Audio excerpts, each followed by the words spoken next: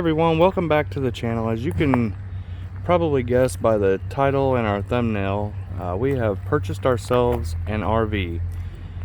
And the goal all along with building the tiny house, the Derksen Shed to house conversion, has been to get debt free so that we can go travel, buy an RV, and see if we can kind of do almost full-time RVing. So we went ahead and bought a 22-foot Winnebago Chalet on a Ford F-350 chassis, and we picked it up. Actually, we looked all over and it ended up being about 3 or 4 miles from our house. So the previous owner has been super nice about kind of teaching us everything about it, and really took his time to make sure we were happy before we left his property with it. So say it's a 2005. It's not in mint condition, but it's in good enough condition that I think we can get 3 or 4 years out of it to kind of see if it's something that we feel like we can do long term, and if so, we'll upgrade to a little bit longer, I think, and definitely a little bit newer. So I guess we'll go ahead and take a look inside. Daniel's over here. Say hi, Daniel. He's over here tying some fishing tackle on for later this evening. And we ended up at Walmart, and I'll show you this first. This is on the outside, but this is kind of what we got to kind of get us started. Bought a couple of 50-foot water hoses, a nice tool set. Got the leveling blocks, I guess you would call it, and then the 20-foot sewer line, and then a sidewinder, I guess it kind of supports your sewer if you're hooking up somewhere with full hookups. So, and we got an extension cord we had from the house. If there's anything else that anybody can think of that is a must-have for RVing, please leave that in the comments, because we are going to need all kinds of advice, I'm sure.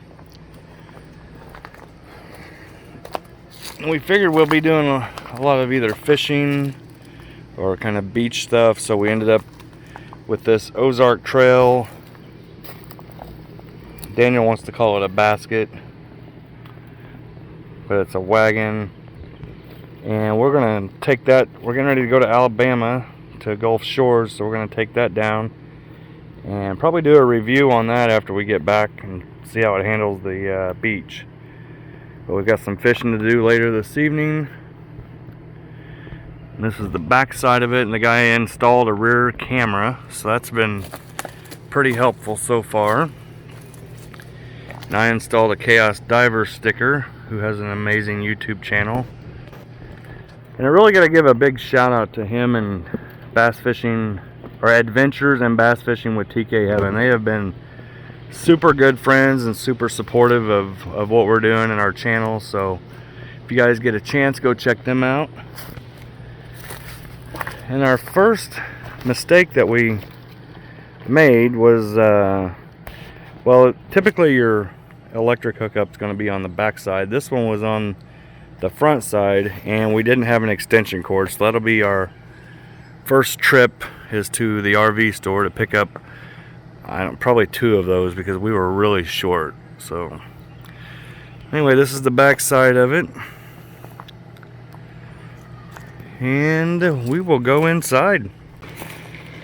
And before we get inside, it did come installed with 2 reese hitches, one on the front and one on the back, which I'm sure will pull a trailer, and then probably a little basket on the front, or a bike rack or something for a cooler or a generator or something.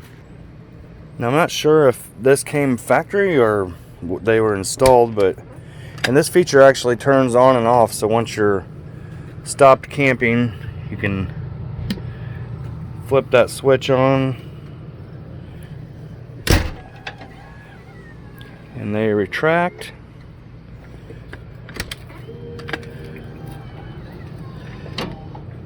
But it is nice that you can shut it off when you get settled, so they don't keep going on and off when you get in. But we'll take a step inside.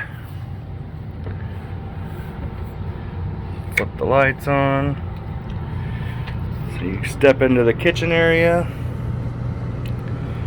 It's got a nice propane stove and a nice microwave.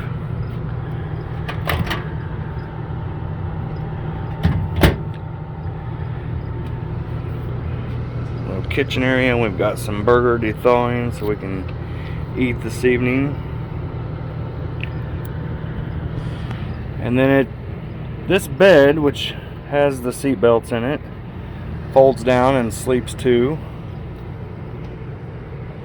And then I was really impressed with the amount of storage that it had. And that's a couple of big doors there. Plenty there. We picked up some bowls and cups from Walmart. Sounds like a Walmart commercial. And then on the other side there was a ton of storage. It doesn't have much outside storage, but it did have plenty on the inside.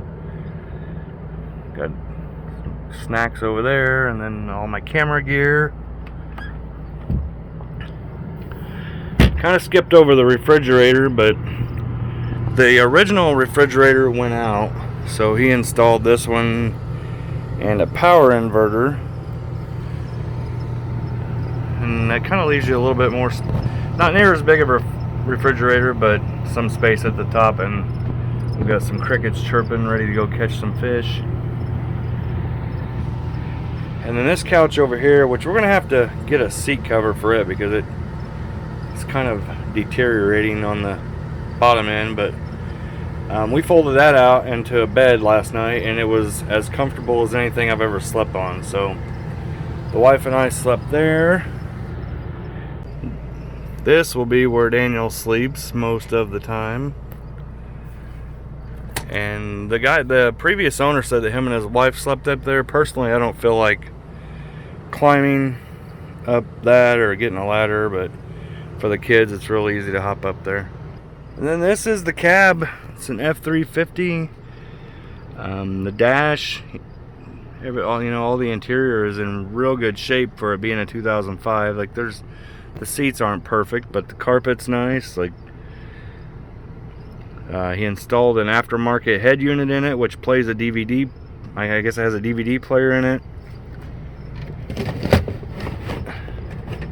And then there is the TV. And he installed this also, but it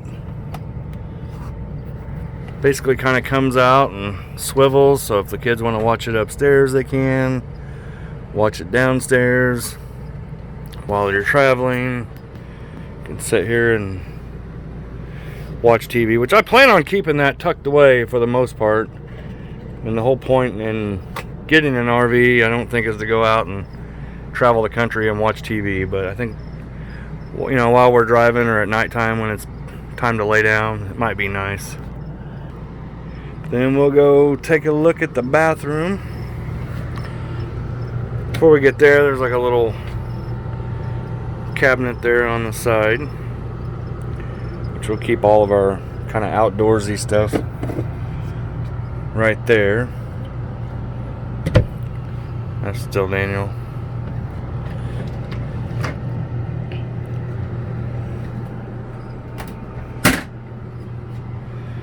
There is the shower. And see if I can remember how to... Oh, there you go. Your lift, don't break it. Lift up on that, and I have not, nor has anybody else taken a shower in there yet, but they used it quite a bit. And it looks small, but I think with the skylight in there, it should be plenty of headroom. And it looks like plenty of room to take a shower, so... Other than that, just being honest, like the bathroom's really tiny and your knees kind of get into the door. But in an emergency, if you're not at a campground that has bathrooms close, then that's what you're dealing with. So, but the guy, whenever he was showing us, told us that really the drawback to this camper was it had basically no outside storage, but there's plenty of room on the inside, which is nice. And there's the closet, which it came with, 15 or 20 hangers, and it came with that little 3-drawer. I guess we're going to use it for a dresser, but I feel like what we paid for it, it was a really good starter RV. I mean, it seems to be pretty solid, and will give us a good taste of, if we feel like the RV life is cut out for us. So I'm hoping that everybody enjoys it as much as I think we're going to. We're going to head to Alabama and Florida here in a couple of weeks, and we may head out west to do Rushmore. Just kind of see what it feels like to be in it for a week or two at a time, and then we'll always have the tiny house to come home to. So, anything you want to say? You like it? Yeah. He needs a haircut. He's got that quarantine cut going on still. Anyway, I hope you enjoyed the tour. If you haven't already, make sure you subscribe to the channel. We sure would appreciate it. And hit the little bell notification so that you're alerted the next time we post a video.